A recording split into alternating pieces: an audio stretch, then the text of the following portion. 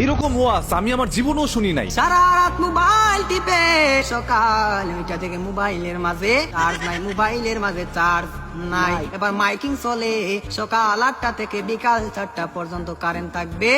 এবার টেনশন আছে না নাই, সারাদিন কারেন্ট থাকবে না। আর যদি কারেন্ট না থাকে আমার মোবাইলটা বন্ধ হয়ে যাবে, আর ওই পারে কথা বলা যাবে না। এবার ওই পার থেকে রাগ করবে কি করবে না। এবার যখন বিকাল 4টা বেজে গেল, এই মাত্র কারেন্ট আসলো আর মোবাইলটা চার্জে লাগাইয়ে টিপানো আরম্ভ। এবার মেসেজ করে হাই, এবার গিয়ে দেখে ওই পার থেকে ব্লক করে দিছে। এবার ছেলেটা তো টেনশনে আছে, আরে ব্লক করে দিল, আমার দেনে তো ভালোবাসা কোথায় গেল।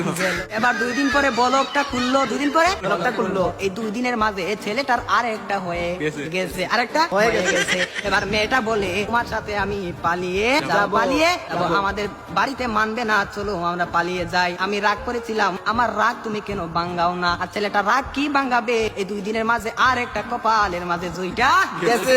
ওই মেয়েটা বলে চলো আমরা পালিয়ে যাই, ছেলে বলে চলো। আর ছেলেটা মনে মনে ভাবে তোমার একটা শিক্ষা দিতে হবে। এবার মেয়েটা সকালে স্টেশনের মাঝে গাড়ি গুটি লইয়া রেডি। এবার ছেলেটা তো আসে না, আর মেয়েটা বাড়িতে কি যাবে, বাড়ির মাঝে 3 হাত লম্বা একটা চিঠি দিয়া পাইছে। পাশের গ্রামের রফিক মিয়ার সাথে পালিয়ে যাবে, বাড়িতে চিঠি দিয়ে যায়। আর বাড়িতে মাঝে কোনদিন আসবো না, তার নয় কার না, আমি আর কোনদিন বাড়ির মাঝে আসবো না। আমি চলে গেলাম পাশের গ্রামের রফিক মিয়ার সাথে। আর রফিক মিয়া তো আর আসে না, এবার 1 ঘন্টা চলে যায়, 2 ঘন্টা চলে যায়, ছেলেটার মোবাইলে বন্ধ।